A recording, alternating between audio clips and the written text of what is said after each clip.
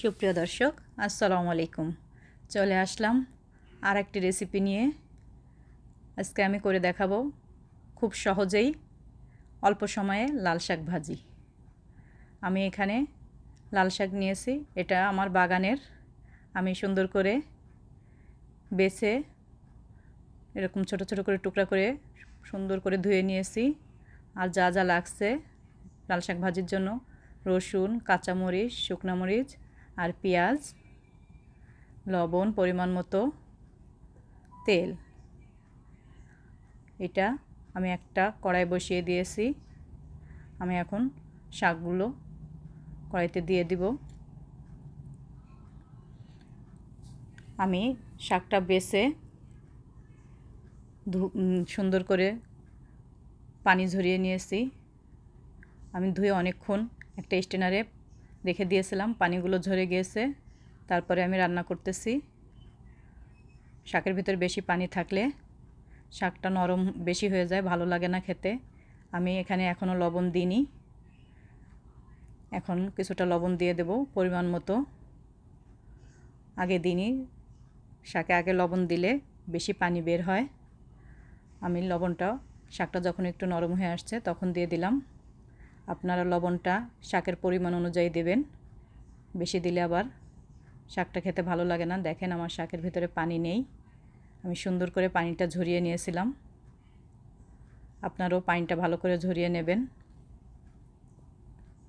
আমি এখানে এখন বড় সাইজের একটা রসুন কুচি দিয়ে দিলাম, আর দিয়ে দেব হাফ কাপ পেঁয়াজ। রসুন পেঁয়াজটা একটু বেশিই লাগে শাকে। আর দিয়ে দিলাম 3টা কাঁচামরিচ। আমি এটাকে এখন আবার ভালো করে নেড়ে চেড়ে 2 মিনিটের মতো রান্না করে নেব। দেখেন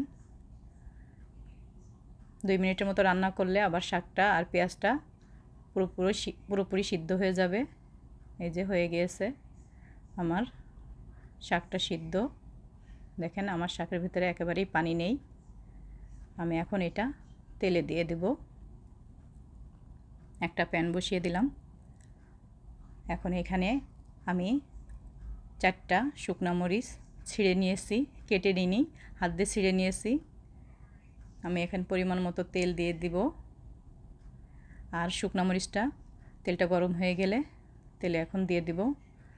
শুকনো মরিচটা আমি হালকা লো আঁচে ভেজে নিব, কারণ বেশি আঁচে ভাজলে তাড়াতাড়ি পুড়ে যাবে। হালকা আঁচে মরিচটা ভাজলে যে মরিচের বীজগুলো পুরোপুরি ভাজা হয়ে যাবে, আর একটা সুন্দর ফ্লেভার বের হবে। যখন আপনি খাবেন, দাঁতের নিচে যখন মরিচের বীজটা পড়বে, খেতে অনেক ভালো লাগবে শাক ভাজিটা। আমি এই শাক ভাজিতে এখন এই মরিচের সাথে এক্সট্রা আবার রসুন পেঁয়াজ কিছুই দিব না, শুধু মরিচের ভিতরেই আমি এটা তেলে দিব শাকটা। এই শাকটা আমার বাগানের, আমি নিজে হাতে বাগানটা করেছি। সেই বাগানের শাক তুলে আমি আপনাদের রান্না করে দেখাচ্ছি। শাকের ভিতরে আবার একটু সবুজ শাকও আছে লাল শাকের ভিতরে, সেটাও দিয়ে দিয়েছি। যে এখন দিয়ে দিলাম শাকটা দিয়ে আমি এখন সুন্দর করে নেড়ে চেড়ে দিব।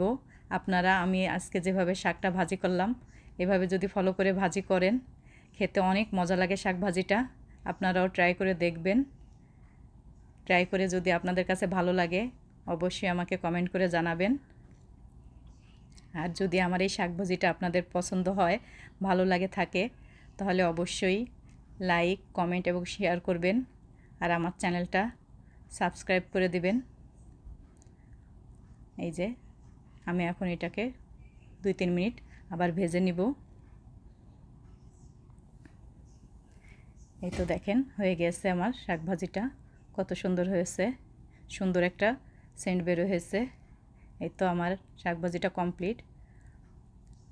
আজকে আমার রেসিপিটা এই পর্যন্তই। আসসালামু আলাইকুম।